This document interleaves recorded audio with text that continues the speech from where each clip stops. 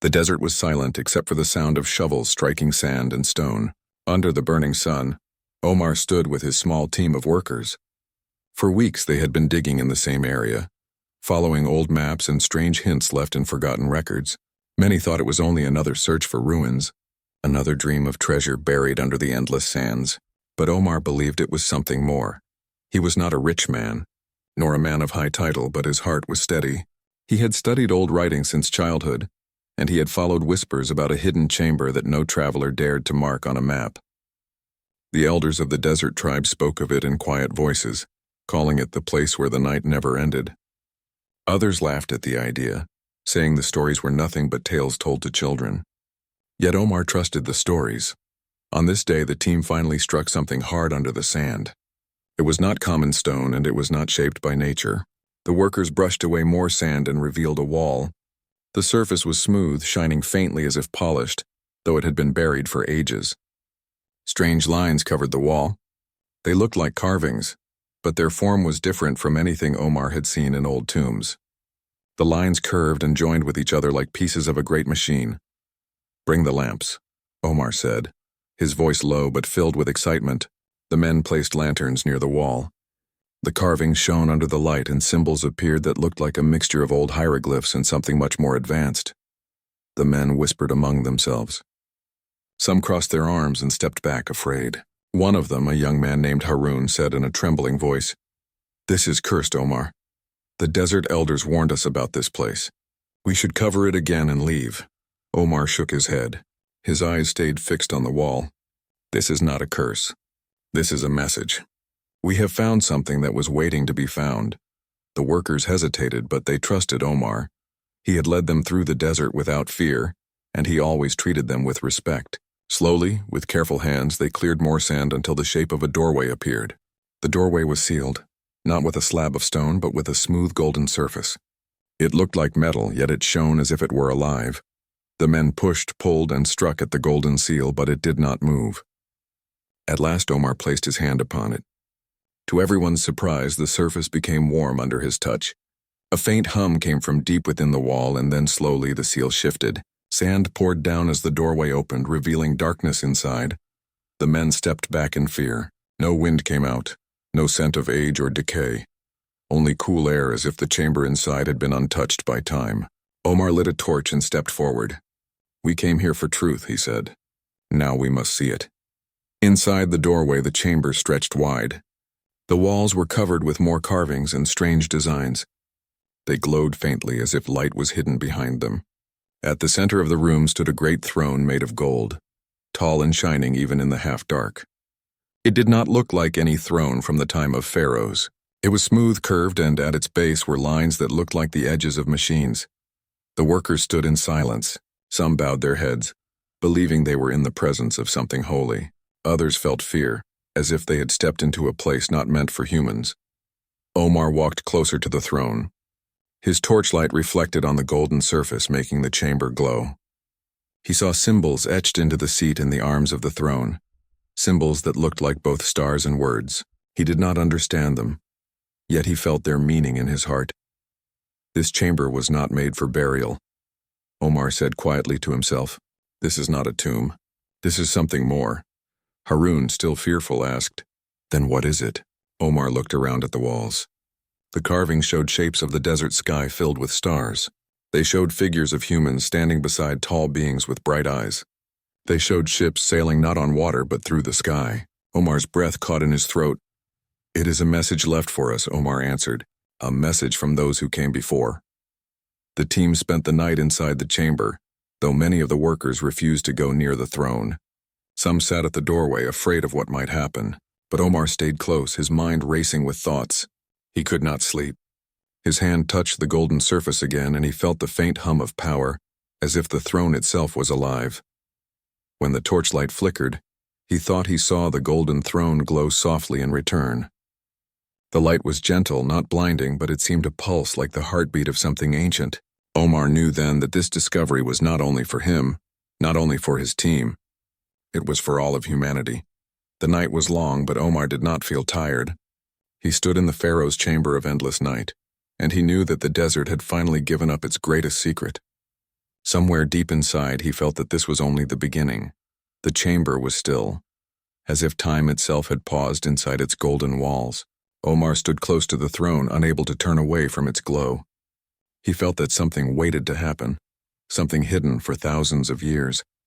The rest of the workers stayed at the edges of the room. Some sat near the doorway, whispering prayers under their breath. Others refused to look at the throne, afraid that even a glance might bring misfortune. Omar, however, felt no fear. His hand hovered above the golden surface once more. The warmth from the throne called to him, urging him to understand. Finally, with steady breath, he placed his palm upon the armrest. The chamber responded. A deep hum filled the air, rising from the floor and walls. The torch flames trembled as if caught in a storm, yet no wind blew. The golden lines carved into the walls lit up one by one, spreading in circles until the whole chamber glowed. The workers cried out in alarm. Harun dropped his torch and stumbled back. "Omar," he shouted, "you must stop. This is not for us. This is something forbidden." But Omar did not move away. His body shook, yet his heart told him to stay. The throne's light wrapped around his hand, flowing like water across his skin. It did not burn. Instead, it filled him with warmth, as though the chamber itself had accepted him. A voice then rose from the walls. It was not a human voice, yet it was not frightening. It was deep and calm, echoing from every corner of the chamber. The words were strange, but Omar understood them without knowing how. "You have entered the chamber of endless night. You are of the line we awaited. You are the keepers of light." Every worker froze. The voice was clear, not like a ghost, not like a trick of imagination. It was real. Omar's mouth went dry. "Who speaks?" he asked. His voice was low, but the sound carried through the room. The light on the walls pulsed with each word as the voice answered. "We are the memory of those who walked among your kind when the world was young. We came to guide, to teach, and to protect. We left this throne as a promise. When the night grew too deep, the keepers of light would rise. The workers fell to their knees. Some covered their ears, unable to bear the voice that spoke in their hearts as much as in their ears. Yet Omar stood firm. "Why here?" Omar asked. "Why under the desert?" The throne pulsed again, golden light flashing across its frame. The voice replied, "The desert hides what must sleep. Long before your histories, this land was a meeting ground of earth and stars. We chose this place to rest until the time of need. Now you are here. The promise is awakened." Omar turned to the others, his eyes shining with wonder. "Do you not see? This is not a tomb. This is a gift. We are chosen to keep it." But the men were still filled with fear. Harun shook his head, his voice trembling. "We are only simple people. We are not chosen. This is too much for us." Omar wanted to answer, but the voice spoke again before he could. "You doubt, because you have forgotten what you are. Humans were never weak. You are makers, builders, dreamers. You are children of the earth, but also of the stars. The throne does not choose one alone. It belongs to all your kind." The chamber's walls shifted as if alive. Carvings moved, changing shape. Now they showed humans lifting their hands to the sky, light shining from their palms. They showed great ships rising above the desert, carrying people into the stars. The workers gasped in disbelief. To them it looked like prophecy. To Omar it looked like history. He whispered to himself, "They knew us. They believed in us." The golden throne glowed brighter. The voice grew softer, like a father speaking to a child. "The night has many faces. Some will come to take this gift. They will fear what you may become. But remember, the strength of light is not in gold or stone. It is in you. Stand together and no shadow will rule over you." The light dimmed. The carvings stilled. The chamber grew silent again. The workers stared at Omar as if he had changed into another person. Harun finally spoke, his voice unsure. "Do you believe this? Do you believe we are the keepers of light?" Omar looked at his hand, still warm from the throne's touch.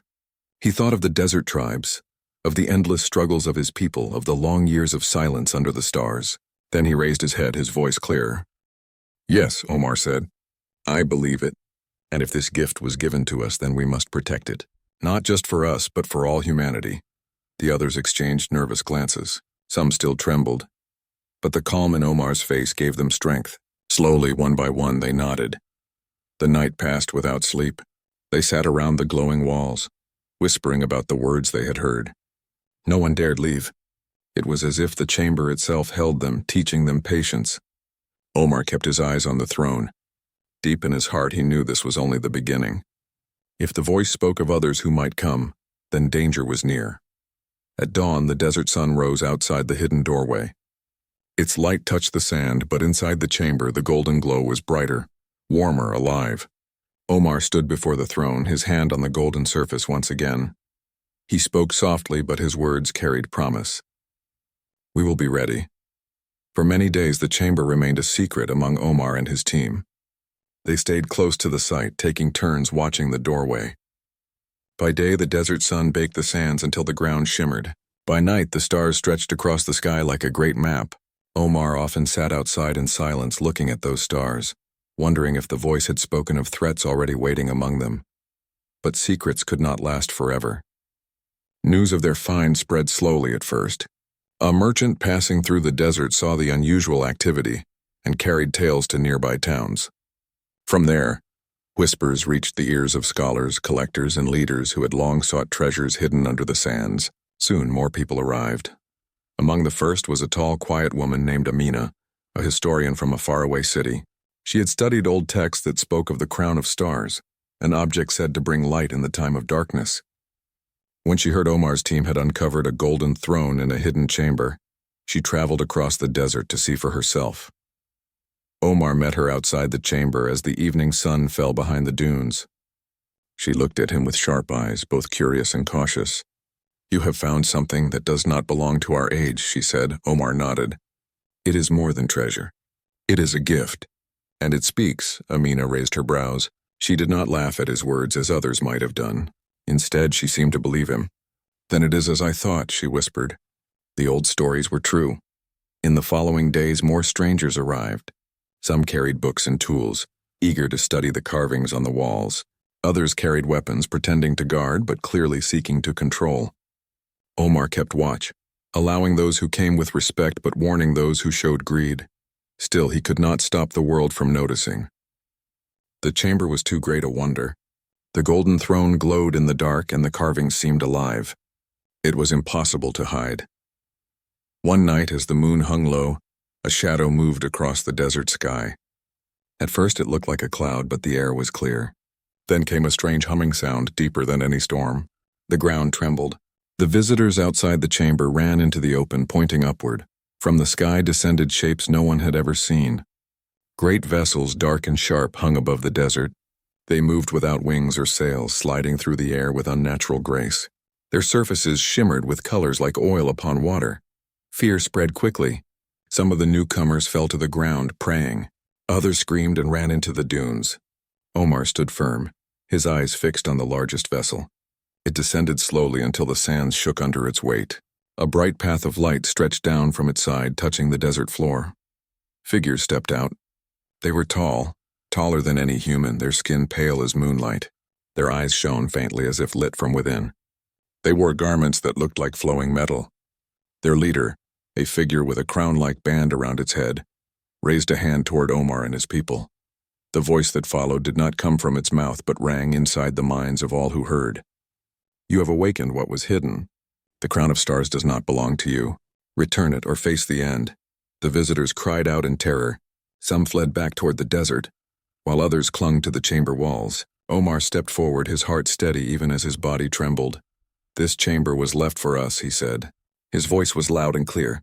The throne spoke. It said, "We are the keepers of light." The alien leader's eyes glowed brighter. "Your kind was never meant to hold it. Long ago it was taken from us by those who pitied your weakness. They placed their gift in your hands, but you are not worthy.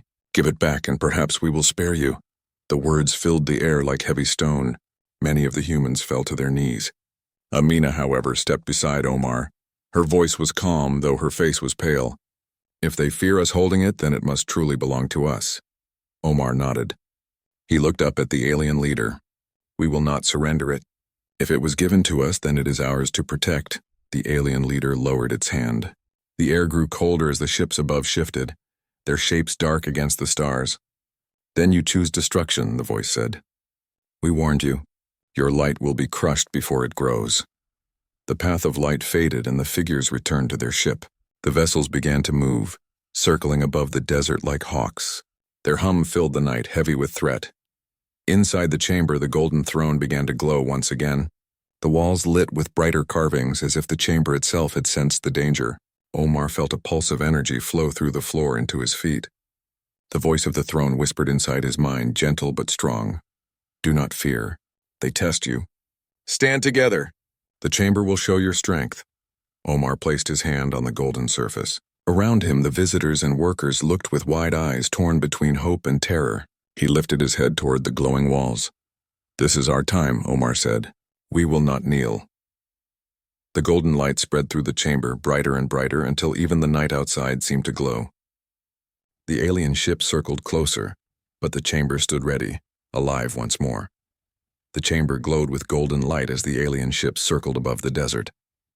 The people inside trembled, their eyes fixed on the throne. Omar stood with his hand pressed against the golden surface, feeling its warmth spread through him. The voice that had spoken before returned, soft yet strong, filling the chamber. Now you will see the truth. To guard the light, you must first remember who you are. The floor shook gently and the glow around Omar deepened. His vision blurred and the world around him began to fade. When his sight cleared, he was no longer standing in the chamber. Instead, he was in a vast desert under a night sky brighter than any he had ever seen. Stars burned above him, countless and close, as if the heavens had lowered themselves. Omar looked around. He was not alone. Figures moved across the sands. They were humans, but their clothes were not of his time. Their skin was darkened by the sun, their faces painted with colors of the earth.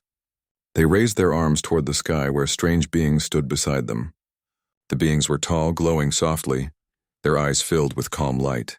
They guided the humans, pointing to the stars and drawing lines in the sand that formed maps of the heavens. Omar realized he was seeing the past.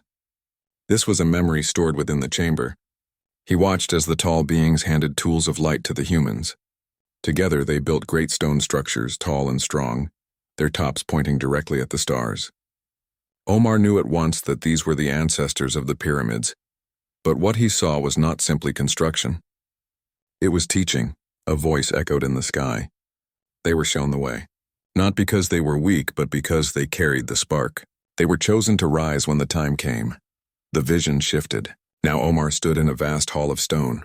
Humans gathered, and in the center was the golden throne, shining just as it did in his time. A tall being placed a hand on the throne, then turned to the humans. This is the crown of stars. It will rest with you. Guard it, and when the shadow comes, it will answer. The humans bowed, not in fear but in respect. The being smiled, and then the hall faded away. The vision changed again. Omar saw ships in the sky, not made of wood or sails, but of shining metal. Humans stood on them, guiding their paths among the stars. He saw them learning, exploring, standing beside other worlds. Yet he also saw battles, dark ships rising to stop them, voices shouting that humans were not ready. The stars dimmed, and the vision grew heavy with shadow. Omar saw the same pale-eyed beings who now threatened them. They spoke of control, of keeping humans small so they would not rise. He saw the golden throne hidden beneath the sands, sealed away until humanity would prove worthy. The voice returned, gentle but firm. The trial is not in strength of arms, but in strength of spirit. Will you kneel in fear, or will you stand together? The throne cannot fight for you unless you claim what you are. The visions faded, and Omar found himself back inside the chamber. He stumbled, catching his breath. The others stared at him with wide eyes. What happened? Amina asked.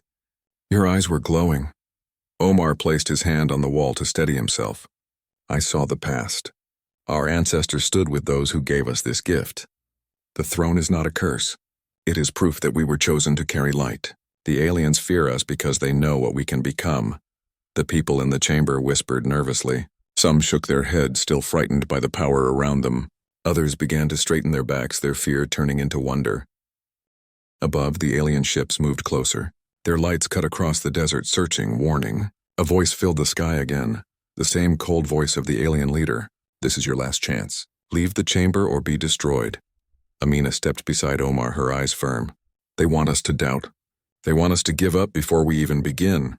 Omar looked at the throne. The voice told me the trial is spirit, not just strength. We must not kneel. He turned to the workers and visitors. All of you, stand with me. Do not run. Do not bow. Show them we are not afraid. For a moment, no one moved. The hum of the alien ships pressed down like thunder. Then Harun, who had been most afraid, slowly rose to his feet. His voice trembled, but he spoke clearly. "I will not kneel." One by one, the others followed. Men and women stood side by side, forming a circle around the throne. Their fear was still there, but they no longer let it rule them. The chamber responded. Golden light spread from the throne, rising like waves of fire. The carvings on the walls shifted again, showing humans standing tall against the darkness. The glow grew stronger until it shot upward through the roof of the chamber, a beam of light piercing the night sky. The alien ships slowed, their formations breaking slightly, as if the light unsettled them. The cold voice returned, but now it carried a trace of unease. "You do not understand the power you touch. You will be destroyed by it." Omar stepped forward, the golden light reflecting in his eyes. "No, we understand. It is not power that destroys, it is fear, and we are not afraid." The chamber's hum grew louder, filling every heart with courage. The trial had begun, but already humanity had taken its first step. The golden beam shot high into the night sky, and the desert glowed as if touched by a second sun. The alien ships circled above, but their calm formation had broken. The light from the chamber made them hesitate, as though they faced something they had feared for centuries. Inside the chamber, the people stood close together around the throne. Their fear had not vanished, but their hearts were stronger. Omar kept his hand on the golden surface, feeling its steady hum move through his body.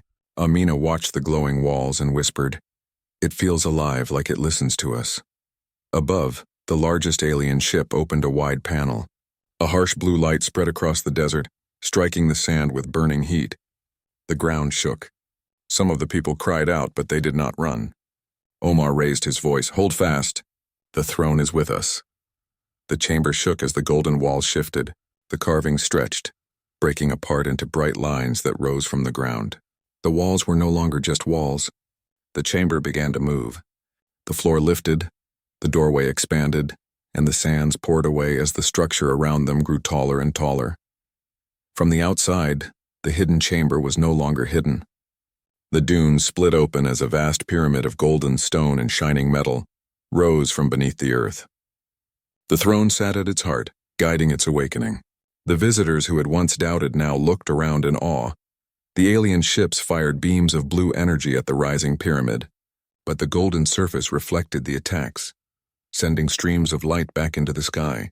Sparks danced like fire across the night. "This is not only a chamber," Amina said, her voice shaking with wonder. "It is a machine, a guardian buried in the sand." The ground trembled again as the pyramid's top opened, revealing a point of blinding light. With a roar like thunder, a beam shot upward, striking one of the alien ships. The ship shuddered, its dark frame glowing before it burst apart in silence. The desert crowd gasped in disbelief. For the first time, they saw the aliens fall back. Omar felt the hum of the throne guide him, as if the machine listened to his thoughts. He raised his hand toward the sky, and the pyramid answered. Another beam of golden energy fired, this time forcing 3 more ships to scatter. The alien leader's voice filled the air again. "You are children playing with fire. This weapon will destroy you as well." Omar shouted back, his voice echoing across the chamber. "It is not a weapon. It is our gift. It is our proof that we will not kneel." The battle raged. The aliens sent down swarms of smaller crafts darting like sharp birds. They dove toward the desert, firing blasts of blue fire. Sand exploded into the air. The people screamed, but the pyramid responded with shields of golden light. The blast struck the shield and vanished like stones thrown into water. Still, the pressure grew. The aliens outnumbered them, their ships spreading across the sky. Omar felt the weight of it pressing on his mind. Could the chamber truly stand against so many? He looked at the people around him. Their faces were pale, but their eyes stayed on him, waiting for his command. "Stand together," Omar said. "This machine is strong because we are strong. Do not fear them. We are the keepers of light." The golden walls pulsed brighter as if answering his words. The pyramid's energy swelled, and with a sound like 1,000 drums, it released a storm of golden beams. The sky lit up as ships burned and fell like shooting stars. Amina gripped the side of the throne, her eyes wide with amazement. "It fights as if it knows us. As if it remembers us," Omar nodded. "It does. It remembers our promise." But the alien leader was not silent. Its ship hovered above the battle, untouched by the beams. The voice returned, louder than before. "You may resist now, but this light will not last. When it fades, you will be nothing. Humanity is weak, and weakness cannot guard the stars. Omar clenched his fists. He looked up at the leader's ship, his heart burning with fire. "We are not weak," he shouted. "You fear us because you know what we can become." The throne glowed brighter under his touch, and the pyramid surged with power. A great wave of golden energy spread outward, sweeping across the desert like dawn breaking after endless night. The smaller alien crafts shattered and fell. The remaining ships retreated, pulling back into the sky. The people cheered, their voices rising like thunder across the desert. For the first time, they believed they could stand against the shadow. Yet Omar knew the battle was not truly won. The alien leader's ship did not fall. It hovered far above, silent, watching. Then slowly it turned and drifted away into the stars. Its voice echoed once more before fading. "This is not the end. You will see us again, and your light will fail." Silence returned to the desert. The pyramid stood tall, glowing with golden light, its surface humming like a living heart. The people stared at it in awe. Some cried with relief, others laughed, but all felt the same truth. Humanity had faced the storm and endured. Omar lowered his hand from the throne. His body was weary, but his spirit burned bright. He turned to Amina, who stood beside him, her face lit by the glow. "This was only the first battle," Omar said, "but the throne has shown us our strength. Whatever comes, we will not kneel." The desert wind carried his words, and the pyramid's golden light reached far across the sands, a beacon against the endless night. The desert was quiet after the battle. The golden pyramid had returned to its silent, shining presence in the sand. The alien ships had disappeared into the stars, leaving the humans to wonder if the threat had truly passed. Inside the chamber, Omar and his team stood together, staring at the golden throne. The light from the throne pulsed softly, no longer fierce and storming like in the battle. It was calm, steady, and warm like a heartbeat. Omar could feel the energy flowing through the chamber, connecting him to the walls, the carvings, and the golden structure itself. He knew that the chamber was alive in some way, listening and watching. Amina stepped closer to Omar, her eyes reflecting the golden glow. "It has changed," she said. "It no longer feels like a weapon. It feels waiting." Omar nodded. "It is waiting for us to understand. It is waiting for a choice." The chamber hummed and the walls shifted. The carvings lit up with images of humans from the distant past. Omar saw men and women standing beside the tall, glowing beings. He saw them learning, building, and exploring the stars. He saw them protect the golden throne through courage and wisdom. Then the images changed. They showed humans who had misused power, seeking only wealth or control. The carvings glowed red, warning of failure. Omar understood at once. The chamber was not just a gift or a weapon. It was a test. The throne would give its full power only to those who proved worthy, those who would protect it for the sake of all, not for themselves. A soft voice filled the chamber. It was the same voice that had spoken before, calm and strong. "The trial has shown your courage. You have stood together, faced the darkness, and refused to kneel. Now a choice must be made. Will you claim the light for yourselves, or will you let it guide all humanity?" Omar looked at the workers and visitors around him. Each face reflected the fear, hope, and determination of the battle they had just survived. He could see the same strength in them that the chamber seemed to recognize. He raised his hand to the golden throne. "We do not claim this for ourselves," Omar said, his voice steady. "We claim it for everyone. The light is not ours to keep alone. It belongs to all humanity. We will protect it and learn from it, but we will not let it rule us." The chamber pulsed in response. The golden light grew brighter, filling the entire space. It rose from the throne in streams, connecting with each person inside. Omar could feel it in his chest, like warmth spreading to every corner of his heart. Then the voice spoke again, soft but filled with pride. "You have chosen wisely. The light will remain with you, and through you it will shine for all. Remember, power is not in the throne, but in your courage and unity. Guard it, and it will guard the world." The carvings on the wall shifted one last time. They showed humans in the future, traveling among the stars, building great cities, and standing together against darkness. The golden throne pulsed gently, then the light began to dim. It sank into itself as if returning to rest. Omar felt a sense of peace. The chamber had given them a gift, not of weapons or treasure, but of knowledge, courage, and responsibility. He turned to Amina and the others. The battle may be over, but our work is just beginning. We must remember what we have seen, what we have learned. The throne is a reminder, not a solution. Harun, who had once trembled in fear, now smiled faintly. We are not alone, he said. If this chamber trusted us, then maybe we can trust ourselves too. Outside, the desert sun began to rise. Its light touched the golden pyramid, which had now lowered itself partially back into the sand. Though it was less visible, its presence was undeniable. The humans looked at it with awe and gratitude. They had witnessed the power of their ancestors, and now they understood their own place in the story of the world. Omar held the golden shard that had separated from the throne. It was small, glowing softly in his hand. He felt the weight of responsibility, but also the warmth of hope. This shard was a key, a reminder that the light would always be within humanity, not just in the throne or any machine. Amina placed her hand on Omar's shoulder. We have a chance to make the future brighter, she said. To teach others what we have learned, to stand together and protect the light in all its forms. Omar nodded. We will. The chamber has given us more than power. It has given us courage, wisdom, and hope. That is what we must carry forward. The workers and visitors began to leave the chamber slowly, each feeling a deep connection to the past and the future. The desert around them was quiet again, the battle forgotten by the sands themselves, but the memory of courage remained in the hearts of all who had stood together. As Omar looked back one last time at the golden pyramid, he whispered, "Thank you. We will not fail." The golden throne had chosen its guardians not for themselves alone, but for all of humanity. And though the chamber would sleep once more beneath the desert, the light it carried would shine forever in the hearts of those who believed in courage, unity, and hope. The desert wind blew gently across the dunes. The golden pyramid sank back into the sand, leaving only the soft glow of the shard in Omar's hand. The night had ended, but the promise of light had only just begun. The desert was calm under the morning sun. The golden pyramid had disappeared beneath the sands, leaving no sign of the great machine except for the glowing shard Omar still held in his hand. Its light was soft now, gentle as a heartbeat, yet it reminded him of everything they had seen, learned, and fought for. Omar walked slowly across the dunes, feeling the warmth of the shard in his palm.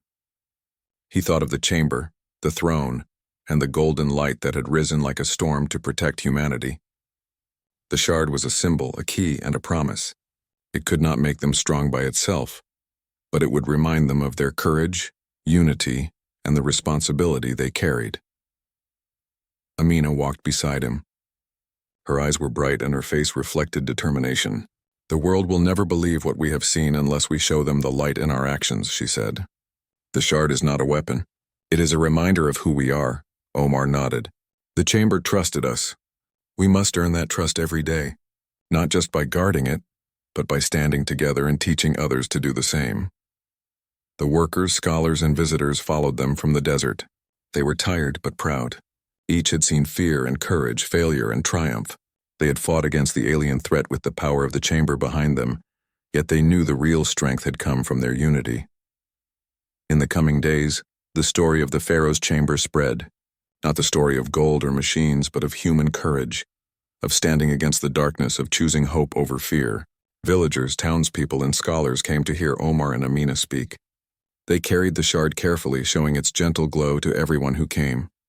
Children watched with wide eyes, believing in the stories of light and courage. Elders nodded quietly, recognizing the truth that had always been whispered through the generations, that humanity was strong, not just in body but in heart and spirit. Omar knew that the shard would not stay in the desert. It needed a place where it could remind all people of their potential. They built a great hall in the city, a place of learning and gathering where the shard rested on a pedestal under golden light. It was not placed for power or glory, but as a symbol. Anyone who entered the hall could feel its warmth, its quiet pulse of hope. Amina spoke to the crowd on the day the hall opened. "This is not the end," she said. "The chamber sleeps again beneath the desert, and we may never see it rise fully again. But the light it has given us is not bound to the throne or the shard. It is inside us. It is our courage, our unity, our hope. It will guide humanity whenever we face the darkness." Omar stood beside her, looking at the people who had gathered. He thought of the desert, of the golden pyramid, and of the alien ships that had come and gone. The memory of fear was still there, but it had been replaced with pride. Humanity had survived. Humanity had risen, and humanity would continue to rise. The shard glowed softly in his hand, and Omar knew that its light would shine forever, not because of its material, but because of what it represented. The golden light of the chamber was no longer needed to fight battles. It had shown humans that the true light was within themselves. Over the following months, people came from far lands to see the hall and the shard. Scholars studied its glow and the carvings, discovering wisdom hidden within its light. Children played in the courtyard, imagining adventures among the stars. And every evening Omar would return to the hall and touch the shard, feeling its warmth and remembering the chamber beneath the desert. It was in these quiet moments that he understood the final gift of the Pharaoh's chamber. The chamber had not only tested humanity, it had reminded them of their potential. It had shown them that courage and unity were stronger than any weapon. That hope was more powerful than fear. That light, once awakened, could never be extinguished. Years passed, and humanity continued to explore, build, and grow. The story of the Pharaoh's chamber became legend, and the golden shard remained a symbol of the bond between the past and the future. Every generation learned from it, carrying the message of courage and unity into new challenges. Omar grew older, but he never forgot the chamber, the throne, or the battle against the alien fleet. The shard remained in the great hall, shining softly, reminding everyone who entered that light comes from within. And so, the gold that had shined forever beneath the desert now shone in the hearts of humanity. It was not just treasure, it was a promise that humans, when united and brave, could rise against any darkness, that the strength of their spirit was endless, that even in the face of the unknown, humanity would stand tall, and the light would shine forever. The desert wind blew across the dunes where the chamber lay hidden, and though it slept beneath the sand, the courage it had awakened in humans continued to grow. Humanity had claimed the gift not for themselves alone, but for all who would come after, and that was the gold that shined forever.